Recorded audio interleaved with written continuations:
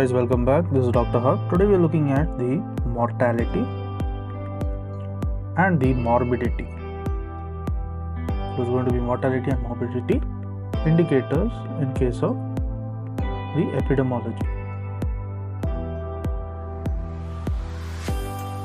So to begin with, first we start with the mortality. So under mortality, what do we have? There are some universal indicators. So what does this universal indicators include? So this includes, they can be the crude death rate. Next is the life expectancy. Then comes, there is also the age specific death rates. So there is age specific death rates. Then there is disease specific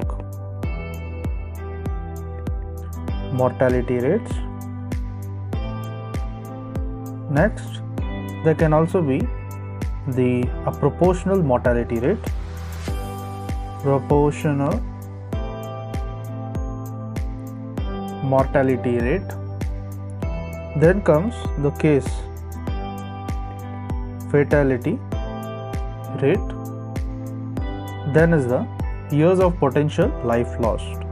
Then comes the years of potential life lost. Then there is also presence of the adult mortality rate. Next, there is also presence of the adult mortality rate.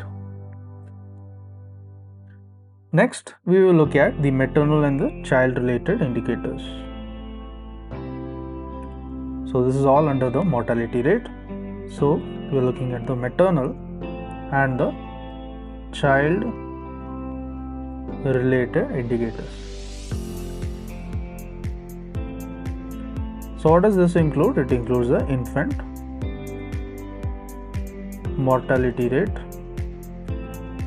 Then comes the child death rate. Next is the under 5 proportionate mortality rate, as well as the maternal mortality rate.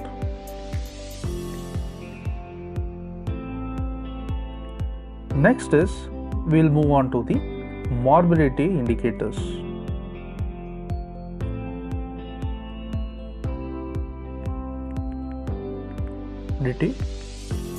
Indicators. So under morbidity indicators, there it includes, there can be incidence and the prevalence. Then comes the notification rate.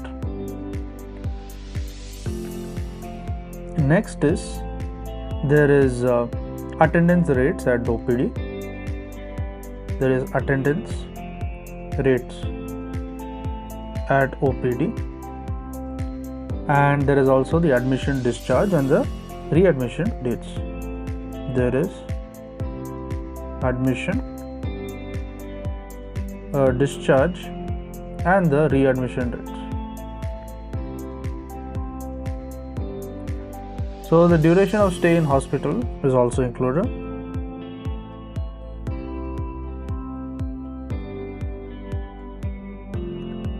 This is also included. And there is also the spells of sickness or absence from work or school. There is